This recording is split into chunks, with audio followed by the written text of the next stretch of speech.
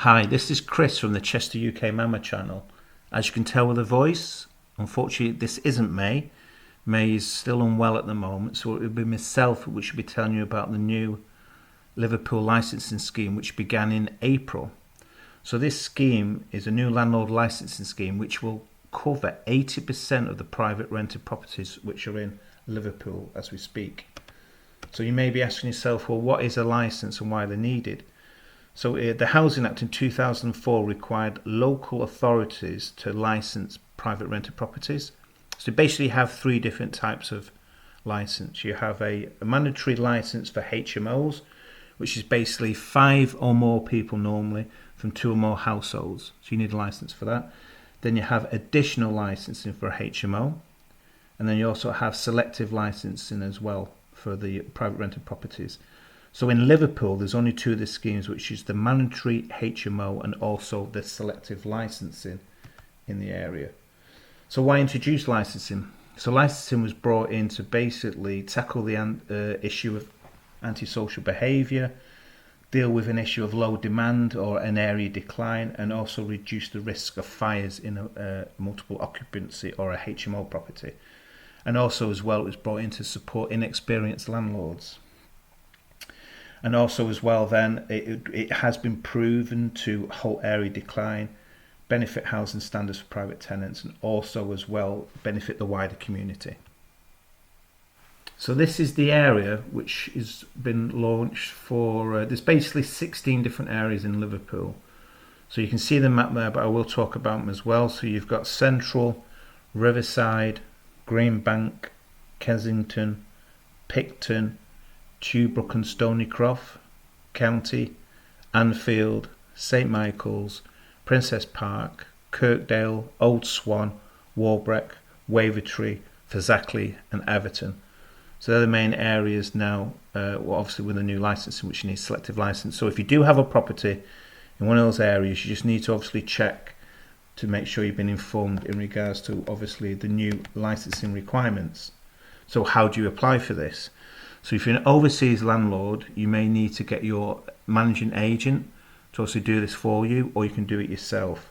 So the application is done in two parts basically. The first payment is the administration which is needed to process and issue the license application. So this will be obviously checked to make sure the license holder is fit and proper, and also as well your supporting documents such as a gas safety certificate. The second payment will request once the license has been deemed suitable to be granted and leads to checks for compliance and enforcement of the actual license conditions. So what the Liverpool Council are doing is, you can see the full license cost there. So this is for a 5-year license. So the full license is normally £550. So the initial payment will be £181.50, and then the final payment will be £368.50. But if you do start your application before the end of July, the 31st of July, it gets reduced to £380.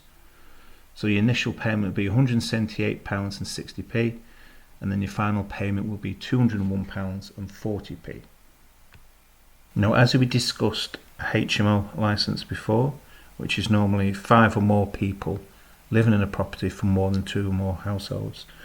So please just double check as well when you do, if you do purchase a property in Liverpool, just make sure that you have the correct licensing. So you will may need a selective license and also the additional HMO license, but please ensure and check with your agent or whoever you're using to make sure that you have a license in place. Also as well, a licensed property just ensure that it meets the fire, electric and gas safety standards and it's in a good state of repair. And also as well, for being a license holder, you need to deal with any complaints from your tenants in regards to anything in regards to the condition of the property and also anything to do with antisocial behaviour. But your letting agent should obviously do this on your behalf. Enforcement notice. So what happens if you don't do this? So if you don't get a license, or your license expires, or you don't do the selective license, there is a couple of things what can happen. So you need to make sure you assign a managing agent to your actual property. Now if you don't have a license, there is conditions where you could either have an unlimited fine or a fixed financial penalty fine of £30,000. So it's very serious in regards to the licensing, and the various different councils are really monitoring this. So please ensure that you've got a legal property.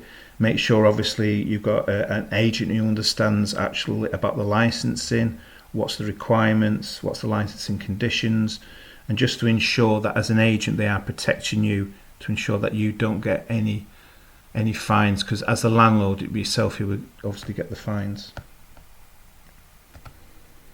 So as you're probably aware from the past videos, we have the sourcing property, and also as well Orchid Homes, which is our lettings company.